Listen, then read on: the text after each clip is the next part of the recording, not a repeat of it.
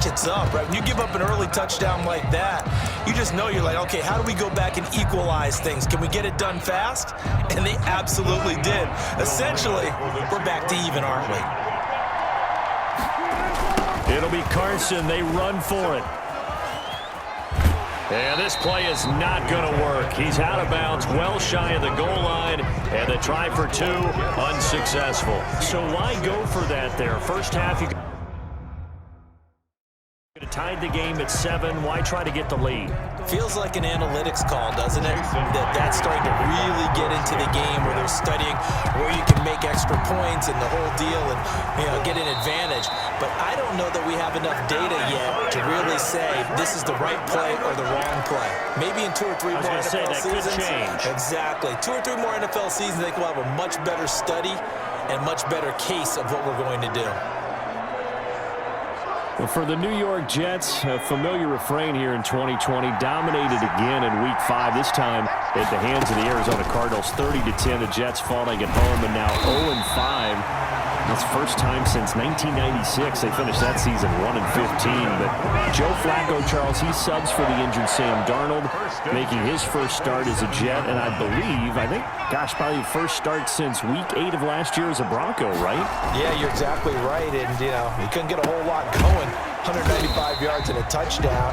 They got Le'Veon Bell back, but this team right now, let's face it, they're going nowhere fast.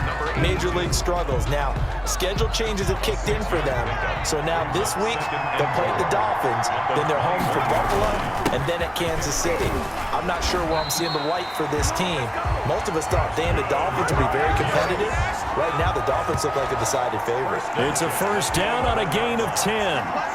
Well, they're making an effort to get the ground game going tonight. So far, it's working. I like what we're seeing from the offensive line. They seem to have the leverage going, and they're controlling things and reestablishing the line of scrimmage, moving that defensive front backwards. I also like what the runner's giving us, too. It appears that he's been waiting all day long to get out here and take.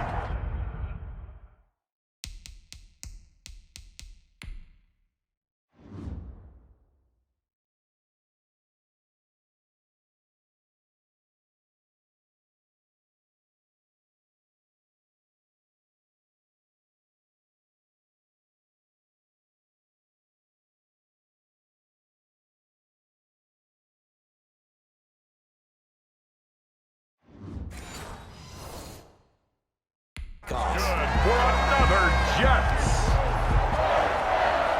First down and goal to go.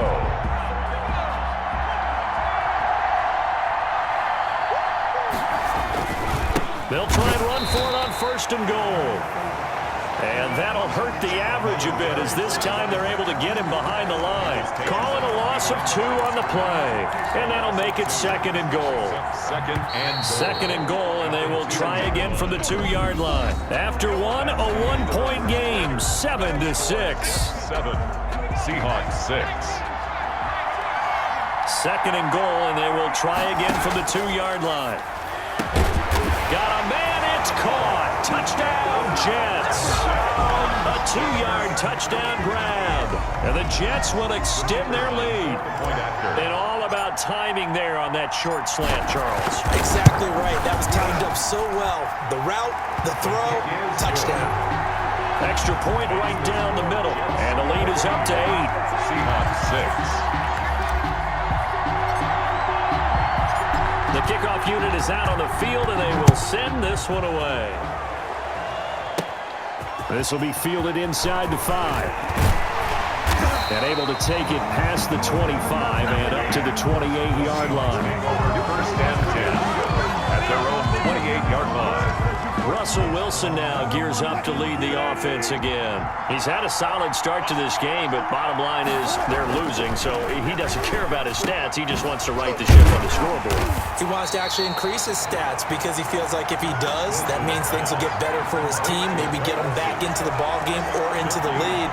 In these situations, I remember playing with a quarterback once where he actually ran out onto the field first ahead of everyone else just to say, guys, let's go.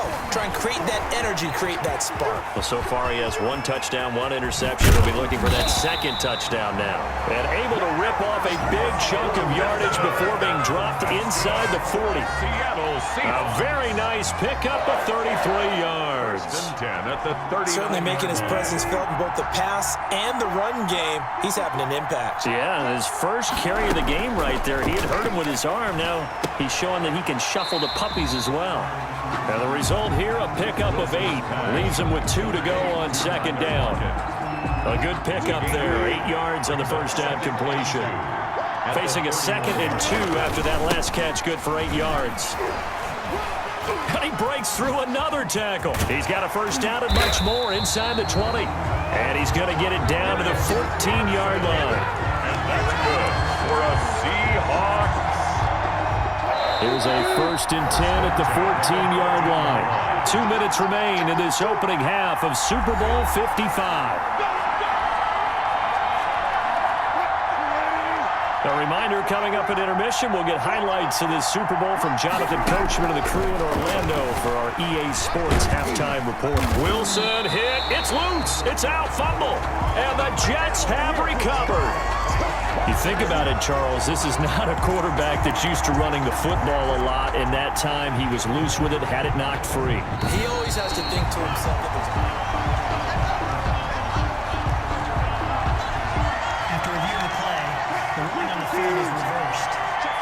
So the challenge comes in inside of 2 minutes, and it gets overturned.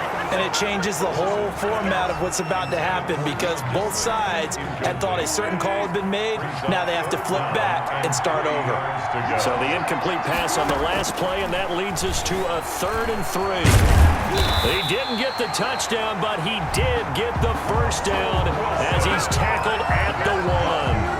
The rushing numbers for Wilson maybe down from earlier in his career, but he's still a threat to go, showing it there, picking up the first down.